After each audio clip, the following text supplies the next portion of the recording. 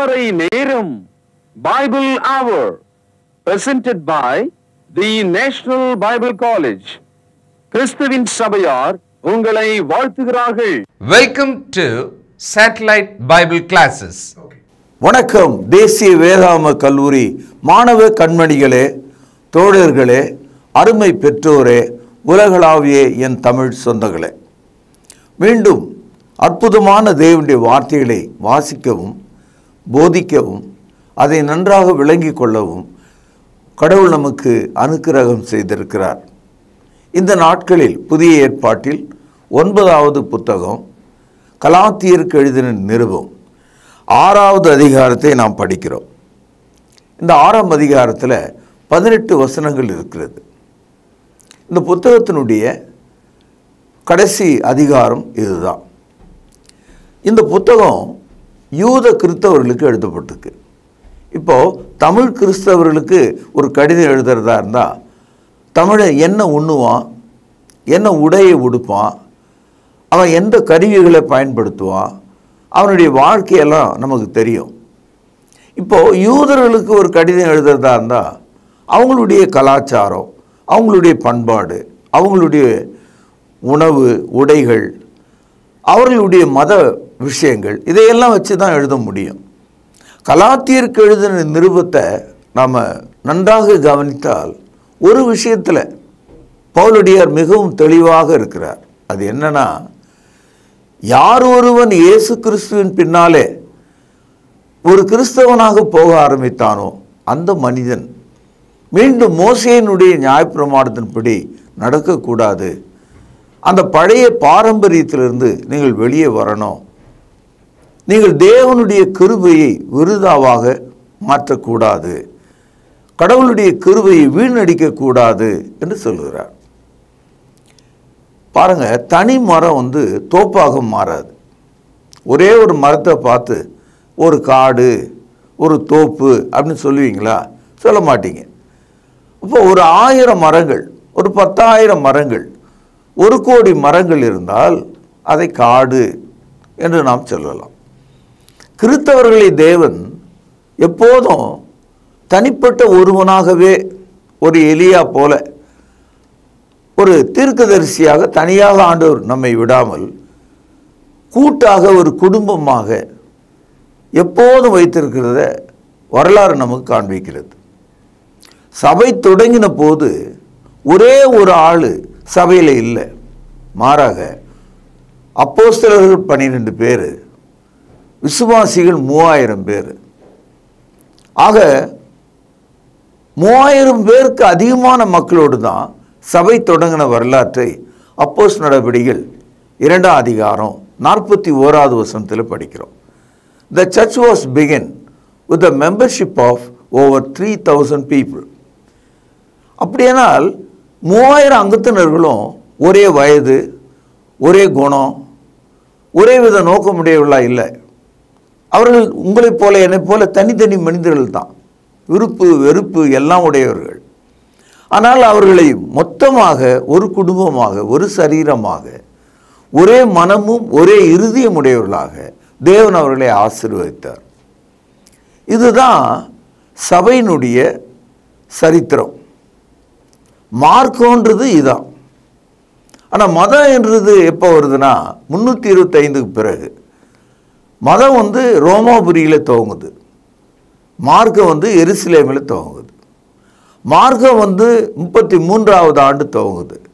மதம் 325 வாடிகன் ரோமில் தொடங்குது.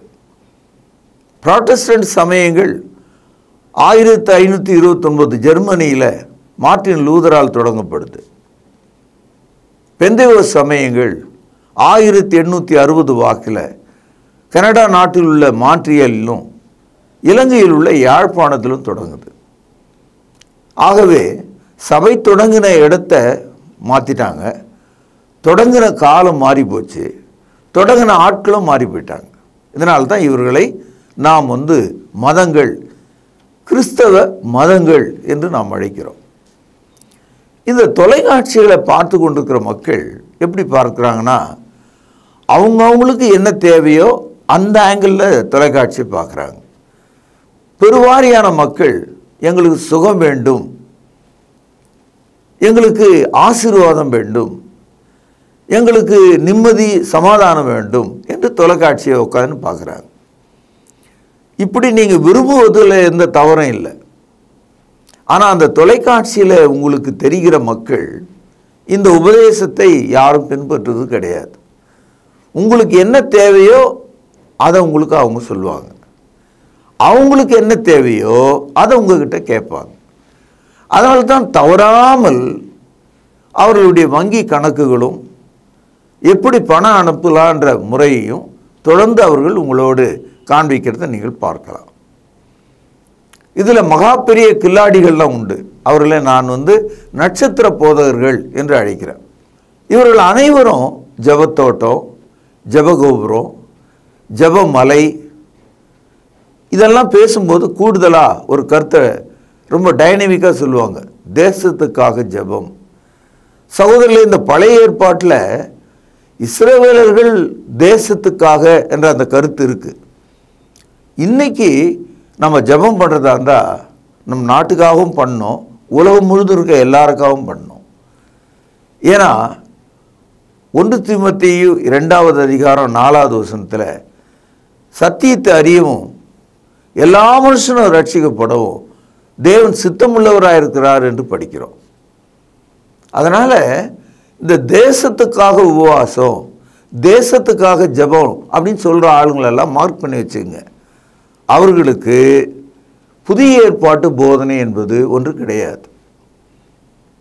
அவர்கள் தேசம் என்று சொன்னால் பிரம்மாண்டம் என்ற இடத்துல உங்களை அப்படியே போட்டு கவர் பண்ணுறாங்க, உங்களை மூடி போடுறாங்க. ஆளும் ஆட்சியாளர்கள் கூட இப்பொழுது ஆண்டு கொண்டிருக்கிறவர்கள் ஒரு புதிய கருத்தை வெளியிட்டாங்க. அது என்னன்னா, எதை பேசினாலும் தேசம் அப்படின்னு பேசுகிறாங்க. நல்லா கவனிச்சு பாருங்க. நீங்கள் இந்த தேசம் என்று சொல்லிட்டு செய்கிறதெல்லாம் அந்த ஜாதியை குறித்தும் அவருடைய ஆட்சியை குறித்தும் எல்லா துரோகத்தையும் அவங்க செய்வதை நம்ம பார்க்கிறோம். நேஷன் ஃபர்ஸ்ட் என்று ஆங்கிலத்தில் சொல்வார்கள். என் அன்பு சகோதரர்களே, அவங்க என்னமோ சொல்லிட்டு போட்டோம், இவங்களும் என்னமோ சொல்லிட்டு போட்டோம். நீங்கள் பைபிளை கவனிங்க. வேத வசனம் எல்லா மனிதனுக்குரியது, உனக்குரியது, எனக்குரியது. கலாத்தியர் 6ஆம் அதிகாரம் முதல் சில வசனங்களை நான் வாசிக்கிறேன். சகோதரரே, ஒருவன் யாதொரு குற்றத்திலே அகப்பட்டால் ஆவிக்குரியவர்களாகிய நீங்கள் சாந்தமுள்ள ஆவியோடு அப்படிப்பட்டவனை சீர்பொருந்த பண்ணுங்கள். நீயும் சோதிக்கப்படாதபடிக்கு உன்னை குறித்து எச்சரிக்கையாயிரு. அதாவது மற்றவர்களுக்கு உதவி செய்ய விரும்புகிற ஆள், பலவீனமான ஒரு மனிதனை காப்பாற்ற விரும்புகிற ஆள் அதை கோபத்தோடு வெறியோடு செய்யக்கூடாது. சத்தம் போடாதீங்க, அமைதியாக இருங்க அப்படின்னு சொல்கிற ஆள் நாக்கை மடித்து கட்டிக்கிட்டு கையில் ஒரு பெல்ட்டை எடுத்து பளிர்னு அடிச்சுட்டு சமாதானமாக இருங்க அப்படின்னு சொல்லலாமா? ஆகவே பலவீனரை உரியவர்களாகி நீங்கள் அன்போடு நல்ல குணத்தோடு அவர்களை திருத்த வேண்டும். ஒரு அருமையான கருத்து அடுத்த வசனத்தில் நம்ம பார்க்கிறோம். 2ஆம் வசனம், ஒருவர் பாரத்தை ஒருவர் சுமந்து இப்படியே கிறிஸ்துவனுடைய பிரமாணத்தை நிறைவேற்றுங்கள். இந்த வசனத்தை பலமுறை நம்ம படிச்சிருப்போம். ஆனால் விலகி கொள்ள முடியாத ஒரு சுருக்கம் அங்கே இருக்கிறத நீங்கள் பார்க்கலாம். இப்போ ஒருவர் பாரத்தை ஒருவர் சுமந்து அப்படின்னா என்ன அர்த்தம்னா, ரயில் அடிகளுக்கு போங்க, ரயிலேருந்து இறங்கி வரவங்க பார்த்தீங்கன்னா பிரிட்ஜ் ஏறி இறங்கி அதுக்கப்புறம் ஏதோ ஒரு பஸ்லேயோ ஆட்டோலையோ ஏறி வீட்டுக்கு போவாங்க. நான் ரொம்ப ஆச்சரியத்தோடு பார்க்குறது என்னென்னா, அந்த ரயிலை விட்டு இறங்குற ஆள் அவங்கவுங்க கையில் அவங்கவுங்க பெட்டி இருக்கும். அந்த பெட்டியை அப்படியே தூக்கிட்டு தான் மேலே ஏறுவாங்க பிரிட்ஜு மேலே. அந்த பெட்டியை எடுத்துக்கிட்டு தான் அப்படியே கீழே இறங்குவாங்க. அவங்கவுங்க பாரத்தை அவங்கவுங்க சுமப்பாங்க. அப்படி இறங்கி வர்ற மக்கள் அவங்களோட கூட சிலராக கூட்டிகிட்டு வருவாங்க, வயதான பெற்றோர்கள், அதே மாதிரி சின்ன பிள்ளைகள். நீங்கள் ஏன் சும்மா வரீங்க, கையை வீசிக்கிட்டு வரீங்க, இந்தாங்க இந்த பொட்டியை நீங்கள் தூக்குங்க, ஏண்டா குழந்தை நீ இதை தூக்க அப்படின்னு யாரும் கொடுக்குறதில்ல. ஏன்னா குழந்தைகளும் மிகப்பெரிய வயதானவர்களும் சுமக்க முடியாது. ரெண்டு விஷயம் நமக்கு தெரியுது. அவங்கவுங்க பாரத்தை அவங்கவுங்க சுமக்கணும், ஒன்று. பிறருடைய பாரத்தையும் முடிஞ்சால் நம்ம சுமக்கணும், ரெண்டு. மூன்று, அதான் அந்த வசனத்தில் இருக்கிற ஒரு முக்கிய கருத்து. பாருங்கள், ஒருவர் பாரத்தை ஒருவர் சுமந்து இப்படியே கிறிஸ்துவனுடைய பிரமாணத்தை நிறைவேற்றுங்கள். பாரத்தை நான் சுமக்கிறேன், உன்னுடைய பாரத்தை கூட சேர்த்து சுமக்கிறேன். அப்படி செய்வதனால் I fulfil the law of Christ, கிறிஸ்துவனுடைய பிரமாணத்தை நிறைவேற்றுகிறேன். எவ்வளோ ஆச்சரியமாக இருக்குது பார்த்தீங்களா? என்ன பைத்தியமா நமக்கு? ஊரில் இருக்கிறவங்க பார் தளம் தூக்கி தள்ளது போட்டுக்கிறதுக்கு, போகிற வரவனுடைய பொட்டியெல்லாம் தலையில் தூக்கிட்டு போகிறதுக்கு நமக்கு என்ன பைத்தியமா? அப்படி இல்லை. நம்ம ஏன் அப்படி செய்கிறோன்னா, மற்றவங்களுக்கு ஏன் உதவுறோன்னா, இயேசுடைய பிரமாணத்தை நிறைவேற்றும்படி பலவீனரை நாம் தாங்குகிறோம். சில சமயங்களில் ரயில் அடியில் இந்த வடநாட்டிலேருந்து வர பெரிய பெரிய குண்டனுங்க, குண்டச்சிங்க ஏகப்பட்ட பொட்டி படுக்கைகளோடு வருவாங்க. போர்ட்டர்கள் ஒரு விலை பேசி அதை தூக்கிட்டு போவாங்க. தலையில் மேலே ஒரு 3 பொட்டி, கையில் இந்த பக்கம் ஒரு பொட்டி, அந்த பக்கம் ஒரு பொட்டி, ஆக 5-6 பெரிய பெரிய பெட்டிகளை தூக்கிட்டு போவான். போகும்போது அந்த ஜென்மங்கள் என்ன பண்ணோம், தங்கள் கையில் இருக்கிற சின்ன சின்ன பெட்டிங்கிறது பாருங்கள், ஏதாவது ஒரு சின்ன தூக்கு, அதையும் தூக்கி அவன் தள்ளி வச்சுருவாங்க. ஏன்னா அவங்களுக்கு கூலி தான் கொடுக்குறோம் இல்லையா, தூக்கட்டுமே இவன், எல்லாத்தையுமே தூக்கட்டுமே அப்படின்னு சொல்லி எல்லாத்தையும் மூட்டை கட்டிடுவான். அந்த ஒரு பெட்டியை கூட தூக்க முடியாத ஜென்மம் அவன் தலையில் 5-6 பெட்டி தூக்கி வைப்பான். நீங்கள் அதை பார்க்கலாம், நீங்கள் ஸ்டேஷனில் பாருங்கள். அவன் கூலி தொழிலாளி, பாவம், அவன் வருமானத்துக்காக எல்லா கஷ்டத்தையும் அனுபவிப்பான். இது நியாயமா? நியாயம் இல்லை. அது மாதிரி விசுவாசம் உள்ளவர்களாகிய நாம் பலவீனமான நம்முடைய சகோதரர்களையும் அவருடைய குடும்ப தேவைகளையும் அவங்களுடைய கஷ்டங்களையும் கண்ணீரையும் கண்டு அவர்களுக்கு நாம் உதவணும். அவர்களுக்கு ஒரு சின்ன உதவியை நம்ம செய்யணும். அவங்க பாரத்தை நம்ம சுமக்கணும். சிறிய ஜுரம், இரும்புலோடு ஒருத்தர் வராரு, ஏன்பா இரும்புற அப்படின்னு சொல்கிறது ஒரு வகை. ஒரு இரும்பல் மருந்து வாங்கி கையில் கொடுப்பது இன்னொரு வகை. இந்தப்பா இந்த மாத்திரையை சாப்பிடு, இந்த காஃப் சிரப்பை குடி. பாரத்தை சுமக்கிறது வெறும் வார்த்தையினால் அல்ல, செய்கையாக மாறணும். சில ஆள் இருக்கான், தான் ஒன்றுமே இல்லைனா கூட ஊர் முழுக்க சத்தம் போடுவான், ஊரே பார்க்குற மாதிரி எல்லாம் குதிப்பான். ஆனால் அவன் ஒன்றுக்கும் பயனற்றவன், வெறும் பேச்சு தான், செய்கை கிடையாது. பாருங்கள் 3வது வசனம், ஒருவன் தான் ஒன்றுமில்லாதிருந்தும் தன்னை ஒரு பொருட்டென்று எண்ணினால் தன்னைத்தானே அவன் வஞ்சிக்கிறான். அதாவது வெத்து வேட்டுன்னு சொல்லுவாங்க. வெத்து வேட்டுனா உங்களுக்கு தெரியும் இல்லையா, அது ஒரு பழமொழி. அது அதாவது பட்டாசு இருக்க, அதை கொளுத்தி போட்டோம்னா வெடிக்கணும். அது சிலதெல்லாம் வெடிக்காது. அதை நம்ம வெத்து வேட்டு அப்படின்னு சொல்லுவோம். வெத்து வேட்டுனா அது வெடிக்க இயலாத ஒரு வெடி என்று பொருள். அது மாதிரி தான் மக்கள் இருக்காங்க. அதனால் அவனவன் தன் தன் கிரியை சோதித்து பார்க்க கடவன். அப்பொழுது மற்றவனை பார்க்கும்போது அல்ல, தன்னையே பார்க்கும்போது மேன்மை பாராட்ட அவனுக்கு இடம் உண்டாக்கும். அவனவன் தன் தன் பாரத்தை சுமப்பானே. அதனால் கிறிஸ்தவர்கள் தனிமரம் அல்ல, அவர்கள் எப்போதும் ஒரு கூட்டமாக இருக்கிறார்கள். ஒரு பாரத்தை ஒருவர் சுமக்கிறார்கள். வெத்து வேட்டாக யாரும் இருக்கக்கூடாது. பிறருடைய பாரங்களை சுமக்கிற மனிதன் தன்னைத்தானே சோதித்தறிந்து அவனுக்கும் அவன் பிரயோஜனம் உள்ளவனாக இருக்க வேண்டும். 7வது வசனம், மோசம் போகாதிருங்கள். ஆங்கிலத்தில் do not be deceived. மோசம் போகுதல் என்பது ஏமாற்றப்படுதல். இன்றைக்கு பாருங்கள், இந்த இன்டர்நெட் யுகத்தில் ஆன்லைனில் கொஞ்சம் ஏமாந்தோம்னா நம்ம கார்டில் இருக்கிற அத்தனை பணத்தையும் இன்னொருத்தன் அப்படியே எடுத்துக்கிறான். முதல்ல ஒரு பேச்சு மாதிரி தொடங்குறான், உங்களுடைய நம்பர் சொல்லுங்கள், அந்த கார்டு நம்பர் சொல்லுங்கள், பின் நம்பர் சொல்லுங்கன்னு ஆரம்பித்து மொத்தத்தையும் உருவிடுறான்.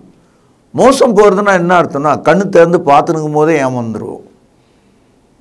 நம்ம எல்லாம் ஜாக்கிரதையாக இருக்கும்போதே நம்முடைய வீடு முழுக்க போயிடும். மோசம் போகிறதுனா என்ன அர்த்தம் நமக்கு தெரியும்.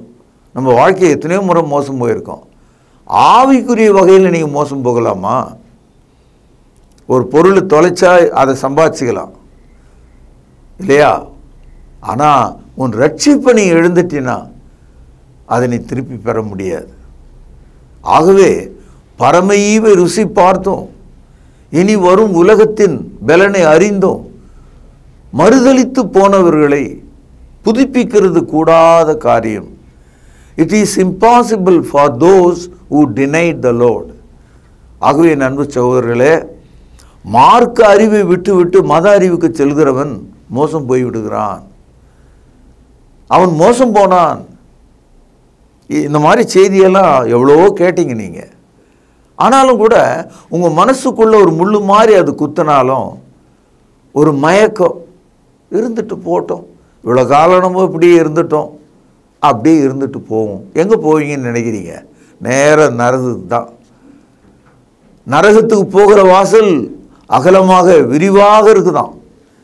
மோட்சத்துக்கு போகிற வாசல் நெருக்கமாக குறுகலாக இருக்கான். ஆகவே குறுகலான வாசல் வழியாக பரலோகத்துக்கு நீங்கள் செல்லத்தக்கதாக விழிப்பு கொள்ளுங்கள் என் சகோதரர்களே. மோசம் போகாதிருங்கள். தேவன் தம்மை பரியாசம் பண்ண ஒட்டார். மனுஷன் எதை விதைக்கிறானோ அதையே அறுப்பான். கடவுளை கேலி பண்ணலாமா? நீங்கள் கேலி பண்ணுறீங்கன்னு சொன்னால் அது எப்படி? நான் எப்போ கேலி பண்ணேன்? நான் அந்த மாதிரிலாம் செய்ததே கிடையாது. அப்படி தான் நீங்கள் நினைக்கிறீங்க. அது உண்மைதான். எப்படின்னா, புதிய ஏற்பாடுன்னு ஒன்று இருக்குது. அதை படித்து அதன்படி நடந்து கொள்ள வேண்டும் என்ற அறிவு வந்த பிறகு மறுபடியும் நீங்கள் பழைய ஏற்பாட்டின்படி நடந்தால் நீங்கள் தேவனை கேலி செய்கிறீங்க, தூஷிக்கிறீங்க. நீங்கள் தேவனை குறித்த அறிவு அற்றவர்களாக இருக்கிறீங்க. God cannot be mocked. மாக்டுன்னா எதிரில் இருக்கிற ஒரு மனிதனை, அவனை ஒரு மிருகம் போல, அவனை ஒரு மரத்தை போல, அவனுடைய மதிப்பை குறைத்து, அவனுடைய தகுதியை குறைத்து, அவனை கேவலப்படுத்துவது, ஈனப்படுத்துவது, அசிங்கப்படுத்துவது, அதுக்கு பேர் தான் பரியாசம். தேவன் தம்மை பரியாசம் பண்ண விட்டார். ஒவ்வொரு மத கிறிஸ்தவரும் அவர் கேலி பண்ணிட்டு இருக்கார். நான் சொன்னால் உங்களுக்கு தாங்காது, அதான் உண்மை. Every denomination Christian is mocking at God. ஏன்னா, having the New Testament in your hand, knowing the will of God, when you follow man and tradition, you are mocking God. தேவனை பரியாசம் பண்ணுகிற மனிதன், அவருடைய ஊழியரை பரியாசம் பண்ணுகிற மனிதன் எப்பேற்பட்ட ஒரு நாச மோசத்துக்கு ஏதுவாயிருப்பான் என்று எண்ணி பாருங்கள். உங்கள் மனதில் நச்சுன்னு புரிஞ்சுக்கிறதுக்காக இந்த உதாரணத்தை எடுத்து காண்பித்தேன். மத்தேயு 27ஆம் அதிகாரம் 39வது வசனத்திலிருந்து, அந்த வழியாய் நடந்து போகிறவர்கள் தங்கள் தலைகளை துலுக்கி, அப்படின்னா தலையை ஒடிச்சுக்கிறது, அப்படி இப்படி ஆடுறது, தலைகளை துலுக்கி, தேவாலயத்தை இடித்து 3 நாளைக்குள்ளே கட்டுகிறவனே, உன்னையே ரட்சித்துக்கொள், நீ தேவனுடைய குமாரனே ஆனால் சிலுவையிலிருந்து இறங்கி வா என்று அவரை தூஷித்தார்கள். அப்படியே பிரதான ஆசாரியரும் வேத பாரகரும் மூப்பரும் பரியாசம் பண்ணி மற்றவர்களை ரட்சித்தான், தன்னைத்தான் ரட்சித்து கொள்ள திராணி இல்லை. இவன் இஸ்ரவேலின் ராஜாவானால் இப்பொழுது சிலுவையிலிருந்து இறங்கி வரட்டும், அப்பொழுது இவனை விசுவாசிப்போம். என் அன்பு சகோதரர்களே, இயேசு சிலுவையிலே தொங்கிக் கொண்டிருக்கிறார். அவருடைய மரண நேரம் நெருங்கி கொண்டிருக்கிறது. அவருடைய நாக்கு காய்ந்து விட்டது. தலையில் முள்முடி, அந்த முள் அழுத்தி தலை முழுவதும் இரத்தம் வடிகிறது. கைகள் வழியாக 2 பெரிய ஆணிகள் துளை ஏற்பட்டு இரத்தம் வடிகிறது. கால்கள் வழியாக ஆணியால் அடிக்கப்பட்டதனால் இரத்தம் பூமியை நோக்கி பீச்சி அடிக்கிறது. விலாவை ஈட்டியிலே குத்துகிறார்கள். இப்படிப்பட்ட ஒரு காட்சியோடு சிலுவையில் இருக்கிற அவரை பார்த்து என்னென்ன சொன்னாங்க கவனிச்சிங்களா? இன்சல்ட் டு த இன்ஜரி அப்படின்னு ஒரு பழமொழி சொல்லுவாங்க. பட்ட காலிலேயே படும்னு. எப்போ காயம் பட்டதோ அது மேலே ஒரு அடிப்பட்டால் எப்படி இருக்கும்? ரொம்ப வேதனையாக இருக்கும். இயேசு கிறிஸ்துவை சிலுவையில் அறைந்தவர்கள் அவரை பார்த்து எத்தனை ஏளனமான பரிகாசங்களை செய்தார்கள். என்ன சொல்கிறான்? 2 கையும் ஆணியை அடிச்சுட்டு காலையும் ஆணி அடிச்சுட்டு ஆணியை பிடிங்கிட்டு கீழே இறங்குவானா? அது எப்படி முடியும்? உன்னையே காப்பாற்றிக்க அப்படின்னு சொன்னாங்க. அவர் தான் உலகத்தையே காப்பாற்ற வந்தவர், உலக இரட்சகர். அவர் நம்முடைய பாவங்களை அவர் சுமந்து கொண்டிருக்கிறார், நியாயப்பிரமாணத்தை நிறைவேற்றி கொண்டிருக்கிறார், தேவனுக்கு கீழ்ப்படிந்து கொண்டிருக்கிறார். உங்களை ரட்சிக்க அவர் அமைதியாக அந்த மரண பாத்திரத்தை ருசி பார்த்து கொண்டிருக்கிறார். அநேகம் பிள்ளைகளை மகிமையிலே கொண்டு வந்து நிறுத்துவதற்காக அவர் அந்த மரணத்தை ருசி பார்த்து கொண்டிருக்கிறார். அவரை பார்த்து சிலுவையிலிருந்து இறங்கி வா முடியுமா? சேலஞ்சு பண்ணுவாங்க. இன்றைக்கும் பாருங்கள், அடிப்பட்ட மக்களையும் காயப்பட்ட மக்களையும் அவமானப்பட்ட மக்களையும் துன்பப்படுகிற மக்களையும் பார்த்து நாம் இப்படி தான் ஏளனம் பண்ணுவோம். அப்படி செய்யக்கூடாது. ஆகவே தான் சொல்கிறாரு கலாத்தியர் 6ஆம் அதிகாரம் 7வது வசனம், மனுஷன் எதை விதைக்கிறானோ அதையே அறுப்பான். Man what he sow he will reap it. நீங்கள் எதை விதைக்கிறீங்களோ அதை அறுப்பீங்க. நீங்கள் பரியாசம் பண்ணால் அறுப்பீங்க, நீங்கள் அசிங்கம் பண்ணால் அந்த அசிங்கம் உங்களுக்கு தான் வரும். ஆகவே என் அன்பு சகோதரர்களே, இயேசுனுடைய பொன்மொழிகளாகிய பரிசுத்தாவின் வசனங்களை நீங்கள் பின்பற்றுங்க. ஒருவர் பாரத்தை ஒருவர் சுமங்க. இவ்விதமாக கிறிஸ்துவனுடைய பிரமாணத்தை நிறைவேற்றுங்க. விளங்குச்சா? ஆகவே வேத வசனத்தை கொண்டு நடக்கிற மக்கள் தூஷிக்கிறவர்களா இல்லாமல், பரியாசம் பண்ணுறவங்களா இல்லாமல், தேவனுக்கு பிரியமான மக்களாக நீங்கள் நடக்க வேண்டும். 8வது வசனம், தன் மாம்சத்திற்கென்று விதைக்கிறவன் மாம்சத்தினாலே அழிவை அறுப்பான், ஆவிக்கென்று விதைக்கிறவன் ஆவினாலே நித்திய ஜீவனை அறுப்பான். ஆகவே அன்பு சகோதரர்களே, நீங்கள் ஆவிக்குரிய விதை விதைத்தால் ஆவிக்குரியவைகளை அறுப்பீர்கள். இப்போ நான் உங்களுக்கு விதைச்சிட்டு இருக்கிறது ஆவிக்குரியவைகள். சத்தியம் ஆவிக்குரியதாக இருக்கிறது. அது உங்கள் ஆத்மாவை ரட்சிக்கிறதாக இருக்கிறது. 14வது வசனம், நானும் நம்முடைய கர்த்தராகிய இயேசு கிறிஸ்துவின் சிலுவையை குறித்தே அல்லாமல் வேறு ஒன்றையும் குறித்து மேன்மை பாராட்டாதிருப்பேனாக. அவரால் உலகம் எனக்கு சிலுவையிலே அறையுண்டிருக்கிறது, நானும் உலகத்திற்கு சிலுவையிலே அறையுண்டிருக்கிறேன். கலாத்திய மக்கள் சிலுவையை தூக்கி கொண்டு அவர்கள் ஆரம்பத்திலே நடந்தார்கள். பிறகு யாரோ வந்து கலகம் செய்ததுனால மோசேயினுடைய நியாயப்பிரமாணத்தையும் விருத்த சேதனத்தையும் குறித்து மேன்மை பாராட்ட ஆரம்பித்தார்கள்.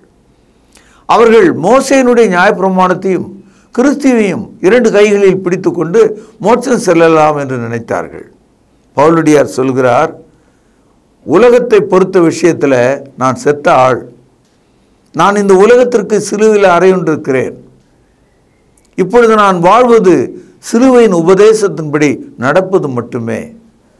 அதை தான் சொல்கிறார், அவரால் உலகம் எனக்கு சிலுவையில் அறையுண்டிருக்கிறது, நானும் உலகத்திற்கு சிலுவையிலே அறையுண்டிருக்கிறேன். I have been crucified on the cross to the world. The world is crucified to me. ஆகவே எனக்கும் இந்த உலகத்துக்கு எந்த சம்பந்தமும் இல்லை. நான் சிலுவையிலே ஆணி அறையப்பட்ட இயேசுவை போல கிறிஸ்துவனுடைய உபதேசத்தில் நான் ஆணிகளால் அறையப்பட்டிருக்கிறேன். அங்கே இருந்து நான் இறங்கி வர மாட்டேன். கலாத்தியர் 2ஆம் அதிகாரம் 20-21 வசனங்கள், கிறிஸ்துவுடனே சிலுவையில் அறையப்பட்டேன், ஆயினும் பிழைத்திருக்கிறேன். இனி நான் அல்ல, கிறிஸ்துவே எனக்குள் பிழைத்திருக்கிறார். நான் இப்பொழுது மாம்சத்தில் பிழைத்திருக்கிறதோ என்னில் அன்பு கூர்ந்து எனக்காக தம்மை தாமே ஒப்பு கொடுத்த தேவனுடைய குமாரனை பற்றும் விசுவாசத்தினாலே பிழைத்திருக்கிறேன். நான் தேவனுடைய கிருபையை விருதாவாக்குறதில்லை. நீதியானது நியாயப்பிரமாணத்தினாலே வருமானால் கிறிஸ்து மரித்தது வீணாயிருக்குமே. பழைய ஏற்பாட்டுக்கு போகிற மனிதனை பார்த்து சொல்கிறார், இயேசு கிறிஸ்துனுடைய மரணம் பயன் இல்லை, பிரயோஜனம் இல்லை, யூஸ்லெஸ் அப்படின்னு நீங்கள் நினைக்கிறீங்களா? நியாயப்பிரமாணத்தினாலே தேவன் நம்மை நீதிமானாக்குறது ஒரு வாய்ப்பாக இருந்திருந்தா அது முடியுமானால் இயேசு கிறிஸ்து எதுக்கு சிலுவையில் மரிக்கணும்? If the Old Testament saves you, then why should Jesus die on that cross? If the Old Testament sacrifices are enough to save your soul, then why Jesus should shed his precious blood for you? ஆகவே அன்பு சகோதரர்களே, தேவனுடைய கிருபையை நான் வீணடிக்க மாட்டேன். நான் சிலுவையிலே அறைய கொண்டிருக்கிறேன். இதுதான் நம்முடைய வாழ்க்கையாக இருக்க வேண்டும். கலாத்தியர் 6ஆம் அதிகாரம் 15வது வசனம். கிறிஸ்து இயேசுவுக்குள் விருத்த சேதனம் ஒன்றுமில்லை, விருத்த சேதனம் இல்லாமையும் ஒன்றுமில்லை, புது சிருஷ்டியாக இருக்கிறதே காரியம். அதான் சொல்கிறார் பவுலடியார், இந்த பாருங்க, நீங்கள் விருத்த சேதனம் வச்சுங்க, இல்லாமல் இருக்கட்டும், அதனால் ஒன்றும் பயன் இல்லை, அதை வச்சு நீ பெருமை பாராட்டக்கூடாது, புதிய சிருஷ்டியாக இருப்பது தான் ஏன் முக்கியம். ரோமருக்கு எழுதிய நிருபம் 2வது அதிகாரம் 28-29 வசனங்கள். ஆதலால் புறம்பாக யூதனானவன் யூதன் அல்ல, புறம்பாக மாம்சத்திலே செய்யப்படும் விருத்த சேதனமும் விருத்த சேதனம் அல்ல, உள்ளத்திலே யூதனானவனே யூதன், எழுத்தின்படி உண்டாகாமல் ஆவின்படி இருதயத்தில் உண்டாகும் விருத்த சேதனமே விருத்த சேதனம். இப்படிப்பட்டவனுக்குரிய புகழ்ச்சி மனுஷரால் அல்ல, தேவனால் உண்டாயிருக்கிறது. கடவுள் என்ன சொல்றாரு புதிய ஏற்பாட்டில்? விருத்த சேதனம் என்பது உடல் மேலே செய்யறதுக்கு பதிலாக ஆத்துமாவில் தேவன் செய்கிறாராம். ஆக யூதனுக்கும் ஆத்துமாவில் விருத்த சேதனம், புறஜாதியனுக்கும் ஆத்துமாவில் விருத்த சேதனம். இது எங்கே நடக்குது? ஒவ்வொரு முறையும் கிறிஸ்தவர்களாக ஞானஸ்நானம் பெறும்போது நம்முடைய உள்ளத்திலே தேவன் இந்த விருத்த சேதனத்தை செய்கிறார். கொலோசியர் 2ஆம் அதிகாரம் 11வது வசனம். அல்லாமலும் நீங்கள் கிறிஸ்துவை பற்றும் விருத்த சேதனத்தினாலே மாம்சத்துக்குரிய பாவ சரீரத்தை களைந்து விட்டதனால் கையால் செய்யப்படாத விருத்த சேதனத்தை அவருக்குள் பெற்றீர்கள். ஞானஸ்தானத்தில் அவரோடு கூட அடக்கம் பண்ணப்பட்டவர்களாகவும் அதிலே அவரை மரித்தோர்ந்து எழுப்பின தேவனுடைய செயல் மேல் உள்ள விசுவாசத்தினாலே அவரோடு கூட எழுந்தவர்களாயும் இருக்கிறீர்கள். ஆக ஞானஸ்தானத்தில் நமக்கு மெய்யான விருத்த சேதனத்தை, கையால் செய்யப்படாத விருத்த சேதனத்தை தேவன் நமக்குள்ளே செய்கிறார். பிரார்த்தனை செய்வோம். பரிசுத்த நிறைந்த தகப்பனே, விரிவான இந்த பாடத்தை நன்றாக புரிந்து கொள்ள எங்களுக்கு உதவி செய்தருளும். எங்கள் பாவ குற்றங்களை மன்னியும். ஆண்டவர் இயேசுவின் நிமித்தமே ஜெபத்தை கேட்டருளும். ஜீவனுள்ள எங்கள் நல்ல பிதாவே, ஆமேன். தொடர்பு கொள்ள வேண்டிய முகவரி: திருமறை நேரம், 58 சர்ச் தெரு, குமரன் நகர், சென்னை 6,82,000. செல்போன் 9385500882. கர்த்தாவே, தேவர்களில் உமக்குப்பானவர் யார்? வானத்திலும் பூமியிலும் உமக்குப்பானவர் யார்?